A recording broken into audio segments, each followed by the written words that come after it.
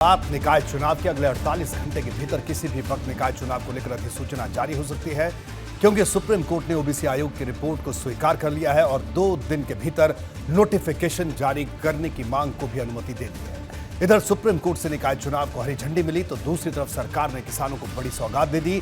Deputy CM Keshav Prasad Maurya ने ऐलान किया कि 1 अप्रैल से निजी ट्यूबवेल के बिजली बिल माफ किए जाएंगे। अब इस फैसले को निकाय चुनाव से पहले बड़ा दांव माना जा रहा है।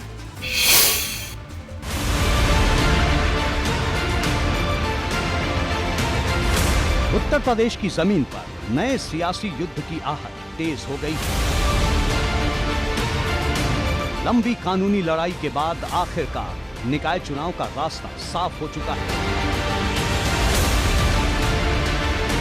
ओबीसी आयोग ने जो रिपोर्ट सरकार को सौंपी थी, उसे सरकार ने सुप्रीम कोर्ट में पेश किया और सुप्रीम कोर्ट ने रिपोर्ट स्वीकार करते हुए निकाय चुनाव को हरी झंडी दे दी। माना जा रहा है कि इसी हफ्ते किसी भी दिन निकाय चुनाव की अधिसूचना जारी हो जाएगी।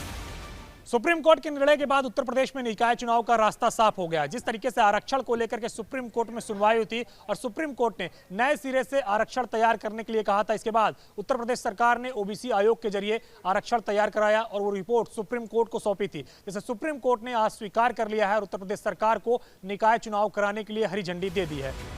7 मार्च को ओबीसी आयोग ने सरकार को 350 पन्नों की रिपोर्ट सौंपी थी और 24 घंटे के भीतर योगी सरकार ने उस पर मुहर लगा दी थी। इस रिपोर्ट में कई खामियों का जिक्र किया गया था और रिपोर्ट तैयार होने के बाद ओबीसी आरक्षण को लेकर जमीन पर कई उलटफेर दिखाई देंगे। मेयर से लेकर अध्यक्ष तक की सीटों का समीकरण बदल जाएगा।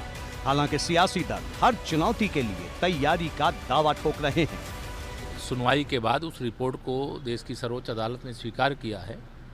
अब ओबीसी को 27% आरक्षण के साथ उत्तर प्रदेश के निकाय चुनाव संपन्न होंगे और सर्वोच्च न्यायालय के इस निर्णय का मैं उत्तर प्रदेश की 25 करोड़ जनता की ओर से, सरकार की ओर से, पार्टी की ओर से हार्दिक स्वागत करता हूं। जिस तरीके से सरकार ने अपमानित किया था और सरकार चुनाव से भी भागना चाह रही थी, इसीलिए तो हाईकोर्ट में फंसवाया, फिर यहाँ पेशी पे नहीं आई। लेकिन आज माननीय सर्वोच्च न्यायालय ने लेट तक सुनवाई करके और इस मामले को टेकअप करके और हम लोगों की जो मांग थी कि आरक्षण के बिना चुनाव न हो।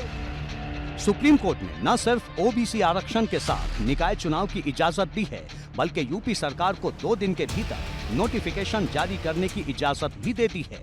यानी अप्रैल में निकाय चुनाव की अग्नि परीक्षा का रास्ता साफ हो चुका है।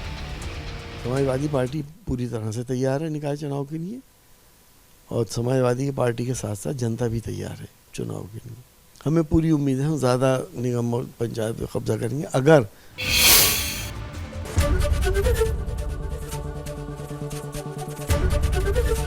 एबीपी गंगा, खबर आपकी, जुबान आपकी।